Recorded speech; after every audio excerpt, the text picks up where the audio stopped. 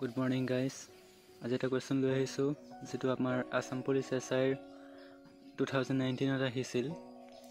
কোৱেশ্চনটো সুধিছে 40% of 30 equals what percent of 48 অৰ্থাৎ 30 40% 48 ৰ কিমান পাৰ্চেন্টৰ সমান।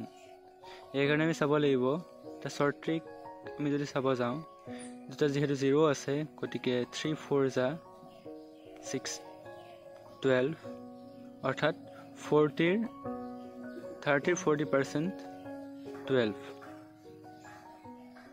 40% 12 হয় গতিকে 12 to 48 ৰ কিমান পাৰ্চেন্ট হয় হেতু লিয়ালে আমি আনসাৰ পাই যাম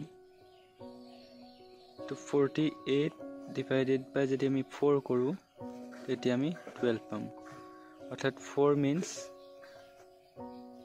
25%.